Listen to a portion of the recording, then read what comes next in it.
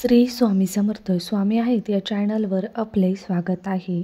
स्वामी महाराज तुमच्या सर्व इच्छा पूर्ण करोत एवढी स्वामींचरणी प्रार्थना।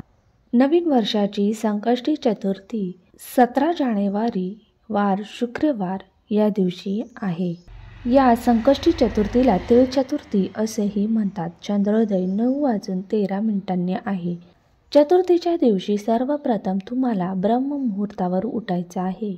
आंघोळीच्या पाण्यामध्ये तुम्हाला गोमूत्र गंगाजल टाकायचं आहे व आंघोळ करायची आहे। याने आपल्या शरीरातील नकारात्मक शक्ती बाहेर पडते। यानंतर तुम्हाला उंबरठा लेपन करायचं आहे। दाराला आंब्याचं तोरण लावायचं आहे। तुळशीला धूप दीप अगरबत्ती ओवाळून घ्यायची आहे। पाणी अर्पण करायचं आहे। तसेच सूर्याला अर्घ द्यायचं आहे व अर्घ देत असताना ओम सूर्याय नमः या मंत्राचा जप करायचा आहे।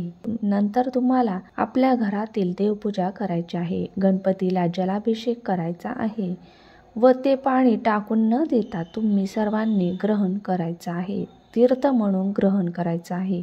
गणपतीची विधिवत पूजा करायची आहे। देवघरातील सर्व देवांची पूजा करायची आहे। गणपती बाप्पाला जास्वंदाचं फूल अर्पण करायचं आहे। दिवा प्रज्वलित करायचा आहे। उदबत्ती लावायची आहे। संकटनाशम गणेश स्तोत्र अथर्व शिष्य बोलायचा आहे।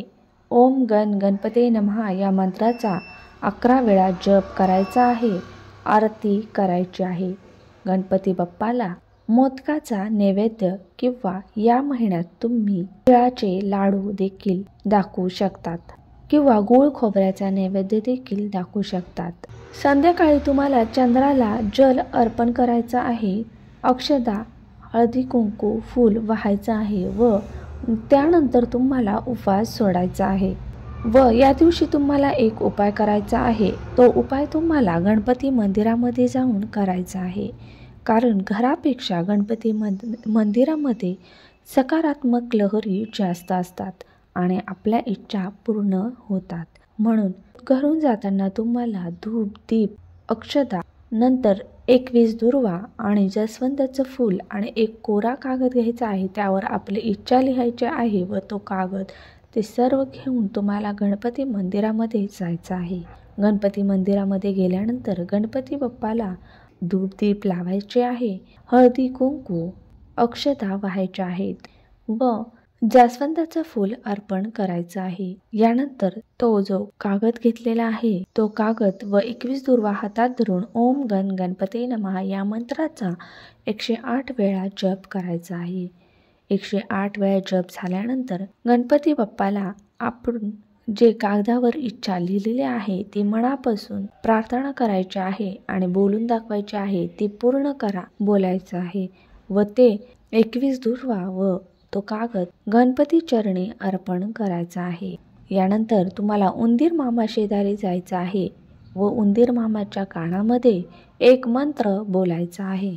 मंगलमूर्ते विघ्नहरा दुरितनाशना कृपा करा हा मंत्र उंदराच्या कानामध्ये बोलायचा आहे व आपण जी कागदावर इच्छा लिहिलेली आहे ती पुन्हा त्यांच्या कानामध्ये बोलायची आहे। पहा गणपती बाप्पाचे वाहन उंदीर मामा आहे आणि उंदीर मामा असं बोलतात की आपल्या ज्या इच्छा आहे उंदीर मामाच्या कानात बोलल्या की त्या गणपती बाप्पापर्यंत पोहोचतात आणि पूर्ण होतात। मंत्र बोलून झाल्यानंतर इच्छा सांगून झाल्यानंतर गणपती बाप्पाला पुन्हा हात जोडायचे आहे व बोलायचं आहे माझ्या घराची कुटुंबाची पतीची प्रगती होऊन दे आणि आमच्या घरावरील संकट जी काही असतील ती दूर होऊन दे असं बोलून नमस्कार करून घरी येताना कोणाशी बोलायचं नाही, मागं वळून पाहायचं नाही, सरळ घरी यायचं आहे। तर हा अतिशय साधा आणि सोपा असा उपाय तुम्ही करून पहा। नक्कीच तुमच्यावर गणपती बाप्पा प्रसन्न होऊन तुमची जी इच्छा आहे ती पूर्ण करतील।